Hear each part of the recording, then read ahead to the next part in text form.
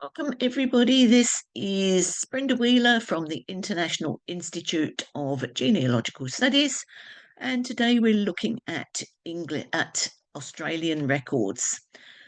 Now, with Australian records at this time of year, we find that everybody is very much thinking of the wars, the world wars, etc., because the 25th of April is our main Remembrance Day, and that is called Anzac Day.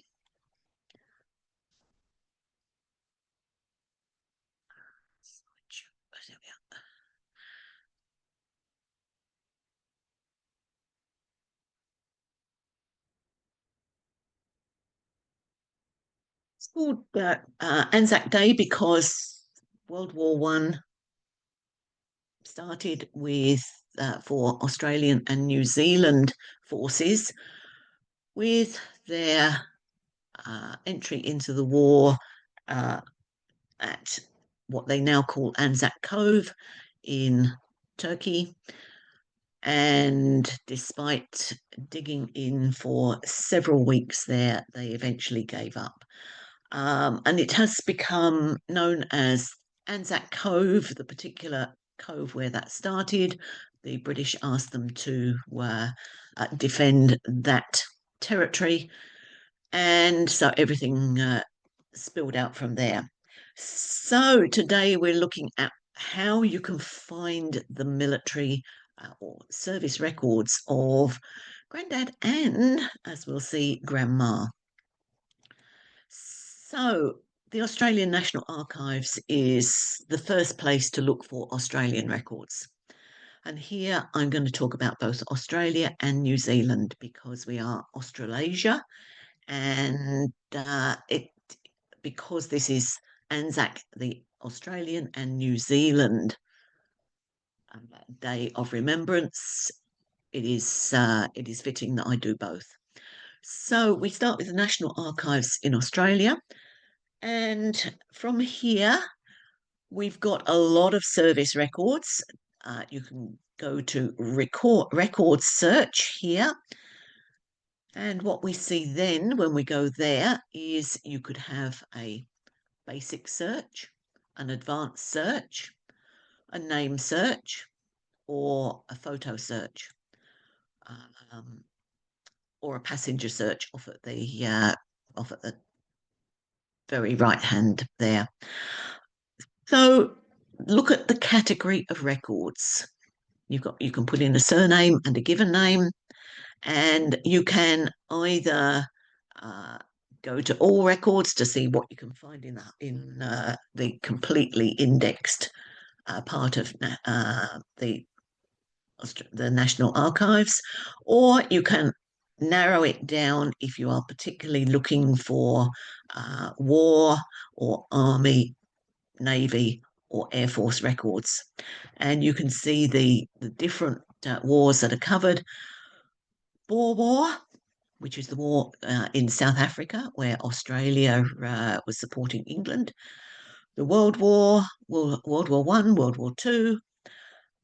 We've got also that in between time between those two world wars, Air Force, Navy personnel, and then we've got service pay records, accident reports from the RAAF, Royal Australian Air Force, prisoner of war records, court martials, and so on. So there's a lot there in the way of records at the National Archives. So here I've put in to look for the record for the army record for a gentleman called Alfred James Davis.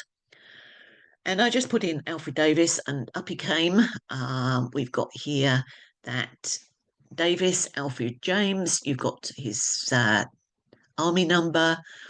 POB is place of birth, which in this case was a little town called Gunnedah in New South Wales. Place of enlistment is POE. And we can see that he enlisted in West Maitland, New South Wales. just down the road from Gunnedah. And NOK, next of kin, in this case, is W. Davis Eva. In other words, his wife, Eva Davis. The contents range 1914 to 1920. In other words, the World War One. And what we've got down there is the files that are available, and very up in the top right-hand corner, you can click on View Digital Entry. So if I click on that, up comes 36 pages of information about Alfred James Davis. Now, in some cases, those 36 pages are duplicates, but he enlisted from 1915 and he served until 1918. So we've got here that he embarked at Sydney on the SS Benalla, and he's taken on strength by the ARIF in France, the Australian Infantry in France, and he's then gone round. He was sick in hospital in 1917, and then transferred from the 18th Battalion to the 35th Battalion, and he got trench fever, particularly nasty. All of these trench diseases are particularly nasty to get, and he's had that on various times, which shows that he's serving in the trenches. So it is not a nice disease to have. We then find in May 1917 he was actually wounded in action, and he was freed from his battalion to be treated from his wounds. Right down at the bottom, in a few days later, they realised that he'd got trench feet. Again, that means he has been standing in the trenches, probably up to his knees in water and mud, because trench feet is a nasty fungal disease that is very, very difficult to treat. In fact, there is only one, or in those days, there wouldn't even have been one antibiotic to treat it with. So it is a very nasty disease, and it can really destroy toes and feet. So I actually put this one up during a recent cruise. I used Alfred Davis, and in the audience, I had an audience there about 200, and after I'd finished, someone came up to me and said, "Is Alfred Davis related to you?" And I said, "No, it's just one I picked out." "Oh," she said, "only he's actually my uncle." I hope she went on and looked at the army records, and I'll show you the virtual war memorial, where at this stage she doesn't appear to have connected with that virtual war memorial, which is a shame. So these people do have descendants, and it's particularly interesting to find out what sort of records you can come across. And here I've gone to the newspapers. The big Australian newspaper website is the one run by the National Library of Australia, and the website is called Trove. Now, Trove newspapers are brilliant. All of the newspapers are being digitised, and here we've got the recruiting of volunteers in 1915. Saturday, the 4th of December 1915. So these volunteers were passed at the Maitland Depot on Saturday. So that's probably the previous Saturday, because I would say this is probably just a weekly newspaper. And the following volunteers were passed, and there we are. There's Alfred James Davis of Cessnock being signing up at the Maitland Depot, which agrees with his signing his recruitment form that we saw. Cessnock, another little town in that area, close to Maitland. So it looks like they've had a go at people in the Cessnock area. There's several there from Cessnock, and they've all gone together to sign up together. Another thing that you find in the newspapers, very sadly, is during the war, they listed those who were wounded, as we see from the bottom list there, those who were wounded. Then we've got prisoners of war previously reported missing. So there's quite a few names there of people or men who have who've become prisoners of war, but at least their people back in Australia knew what had happened to them. In this case, they'd been reported missing. They'd had a telegram to say this guy's missing, and now they know that he is a prisoner of war. The next one up, the next list up, which I've only got a few names at the top there, was those reported missing. So they are all given in the newspapers. So if you have someone who was in one of the services who was reported missing, it could well be that their names are in the papers. So we have the virtual war memorial in Australia. And if we've got time afterwards, I'll actually go to that and show you around a bit of the virtual war memorial. But this is where, if you have someone who was in the Australian services, this is the war memorial to anyone who died or took part in one of the conflicts and the wars.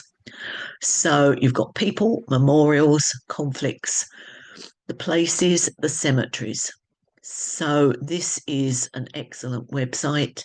And this is where, if you are related to someone, you can make that known on the virtual war memorial. So it's a lovely way of remembering those who are related to you. Here I've looked up again. I've just looked up Alfred James Davis. He was in the 35th Infantry Battalion, as we saw from his record. That's where he ended up. And it says, help us honour Alfred James Davis' service by contributing information, stories, and images so that they can be preserved for future generations. And there you can click on Show Relationships, and you can make yourself known as being a relative of a particular person. And it's a shame with Alfred that they have not gone ahead. Those people that contacted me on the ship have not gone ahead and actually added something to his story, which would have been lovely. We'll move across that little bit of ocean called the Tasman Sea now, across to Auckland, New Zealand. They have at Auckland, if you ever get the chance to go, a beautiful museum in Auckland, stands on a hill above the city, and you can go and have a look round there. And it is as well, it is a virtual memorial. They have an online cenotaph. So again, it is a great place to have a look for an ancestor, a New Zealand ancestor. And the thing is, if you go here first to the online cenotaph and put in the name of your ancestor and what particular war it was, the results will show you the army number or the Air Force or Naval number, their service number. And that is really helpful when you go then to the army, the museum. I've gone ahead of myself a bit here. With the Army Museum, the Auckland Museum, the online cenotaph. Here, I've gone to someone called Anne Buckley, and she's come up as being in the army in the World War One, and there's two service numbers for her. But over this side, it's got a photo. Now, where else are you going to find something like that? Brilliant website. And if I go further on that one, there we are. There's the photo on the Cenotaph website. And it says underneath, notable events in nursing history. The first 50 new nurses sent with the New Zealand Expeditionary Forces. These were the first nurses to go over to the war front in World War One. And Anne Buckley was one of those nurses. She was an army nurse. She was an army nursing sister. And she ended up in Egypt. And the Auckland Museum not only had that one picture, but they also had another picture showing her as part of the 50. There was one nurse missing, but they named all of those nurses in that picture, and Anne Buckley is that one there. And these were on the ship joining, these were the 50 nurses on the ship before they left for on their way to World War One. There is a memorial, and yes, she is there, down as a nurse, and there you can see one of her joining numbers. Anne Buckley left New Zealand 8th of April 1915. She was in the Army Nursing Service Corps.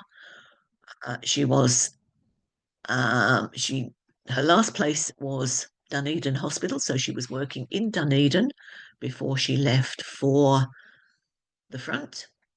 And what we've got there is her relative in Waimate, Canterbury, was B.A. Buckley. So when we go to the New Zealand archives in Wellington, we can look at what else is available in the way of records. Now, again, a lot of war records come into it, and well worth having a look if you've got New Zealand ancestors. But looking at that Auckland Museum website first, you've now got the service number of your ancestor. And what you can do is the online search you do can bring up the World War One records. And in this case, I've gone to Sister Anne Buckley again and brought up her World War One source records. 5 images, and what's happening in each of those images, they're taking away one of these little sheets. The second image doesn't have that yellow sheet. You can see the next image underneath, and there's yet another one underneath that, and then you've got both sides of her history sheets. So there's all of her history there of what happened in World War One to Anne Buckley. New Zealand also has very good records in the newspapers. Their website is called Papers Past. And by just Googling Papers Past, it will come up. And you can see here that the Royal Red Cross was given to Sister Annie Buckley. With her relative is there, Mrs. B.A. Buckley, Waimate, and she received the Royal Red Cross for her service in World War One.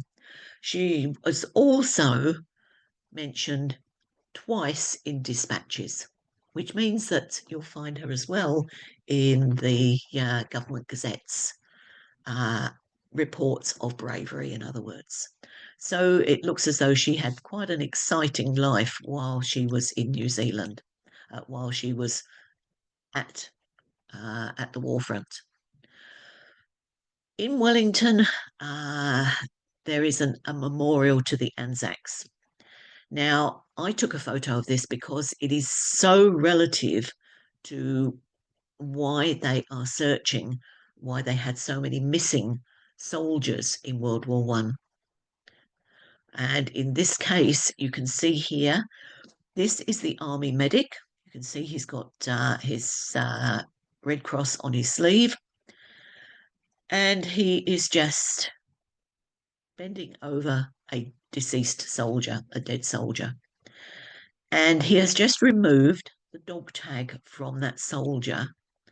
And that dog tag is what is used then to report to the authorities that that soldier has died. In World War One, they only had one dog tag. So when that dog tag is removed, if the theatre of war moves on, frequently those bodies were reburied just by the shells that were landing and the havoc that went on around bursting shells. And those bodies were not, they didn't know where they were. And this is why they're still being uncovered even today. And because there is no dog tag, they don't know who they are. The records, the army records, from the army records, they know who was missing at each particular battle. They knew which battalions were involved and they know the names of the missing. And this is how they start narrowing down as to who that soldier is likely to be and seeing if there are any descendants that can match his DNA and finally repatriate that soldier and give him a name. So if you see someone whose name is on a memorial in one of the battlefields, their name is on that memorial because they have not got any known grave.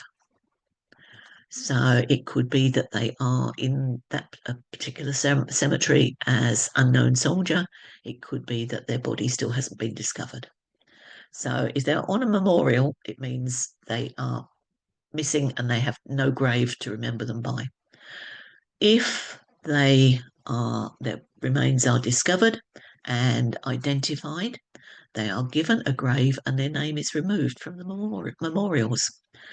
So I didn't know that until just recently. So it's interesting what you can come across. So 25th of April is Anzac Day. Now, Anzac Day, typically, yes, there will be red poppies, but also rosemary is what is used, the herb of remembrance. That is what's used for Anzac Day as people wear sprigs of rosemary as remembrance.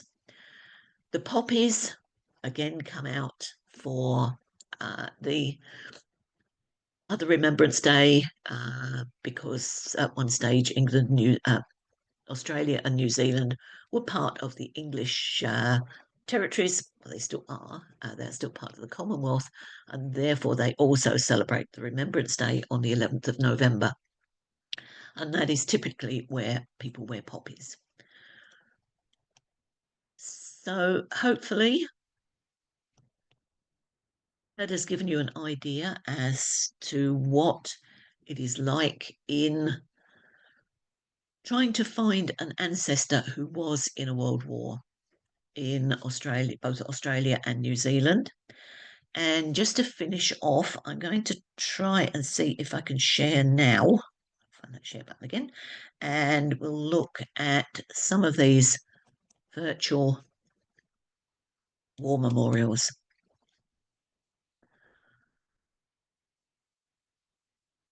Now, Julie, can you let me know if you can hear the sound?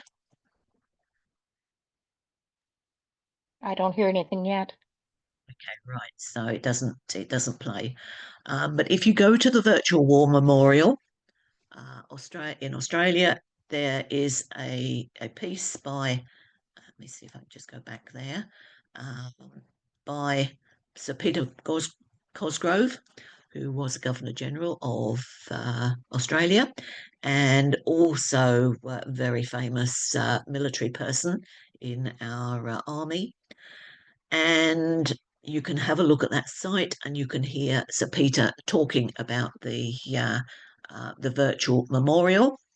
And the other one is the New Zealand virtual, what they call the Weta Workshop, Gallipoli Anzac at Te Papa. The Te Papa Museum is that one in Wellington. If you Wellington, have a look in the Wellington Museum and have a look at that very, very moving memorial that they've got there. So have a look at that. That one's on YouTube. And again, that will tell you a fascinating story about one aspect of the museum and how they've got a Turkish machine gun there. So fascinating place to go, and something certainly I found very moving. Okay, so